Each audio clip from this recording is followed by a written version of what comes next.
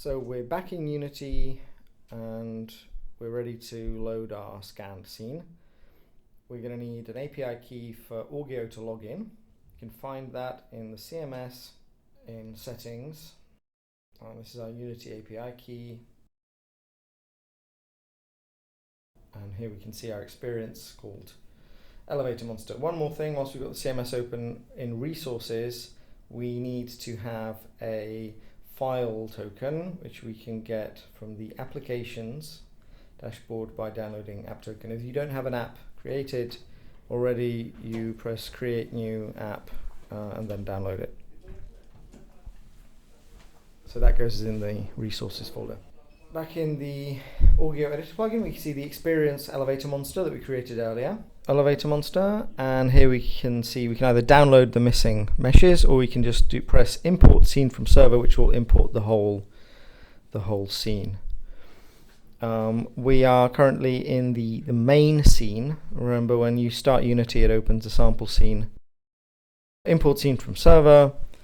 Will ask us if we want to download the files. I press yes, download the files, and now we've loaded the scene into Unity.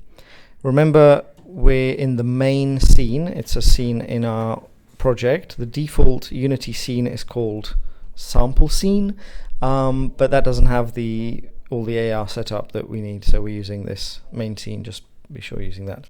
You can see the content visualization hierarchy shows us the objects,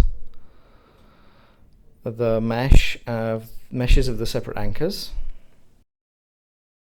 and then the two auggio objects that we created, the elevator monster object and the another object. And we can see it's attached to this current anchor. So any changes we do here, we can then upload to the scene, the auggio backend to be propagated.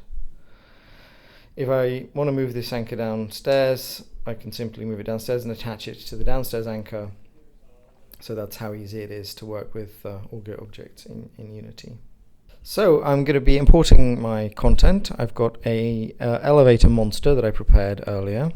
I'll just drag it into the scene and I'll position it under the elevator monster game object. So now it's a child object of the elevator monster game object, and just by positioning the elevator monster game object where I need it, I can design my AR experience. So let's position that here. So this is what will happen when the object is located in the AR app. So to make it easier for me to use the scanning app to maybe reposition this content later on just in AR, just to easier to work with, I am going to create some placeholder geometry that will represent the shape of the content in the scanning app in the future. So that's what I'm doing here. I'm just creating a bunch of shapes that represent the basic shape, because we can't actually move your content into the scanning app, so you can't directly visualize it, but instead you can add some placeholder simple geometry instead. So that's 3 boxes and this circular eye to give us an idea about what our scene is.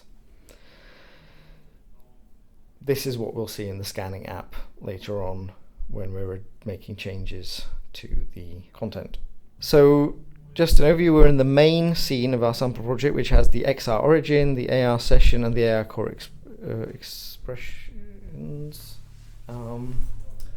And we have our auggio file token, so we're ready to build the project. In the project settings, we've got our AR core extensions API key. So we've set everything up. One last important thing is we need to push these changes to the auggio backend. It's the placeholder objects we created, the positions that we changed, the rotation we changed, all the important information related to the auggio objects and their anchors.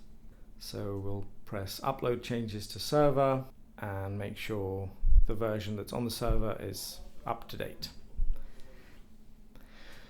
So now we have everything set up. We've got our scene and we need to just build the app. So open build profiles. I'm building for Android. I'm building the main scene that we have open, that we've been working on, and I have plugged in my phone, so I'm just going to choose it as the device to run on and press build and run. It's going to ask us where we want to save the Android APK file, and once that's done, just start the app, and here we go.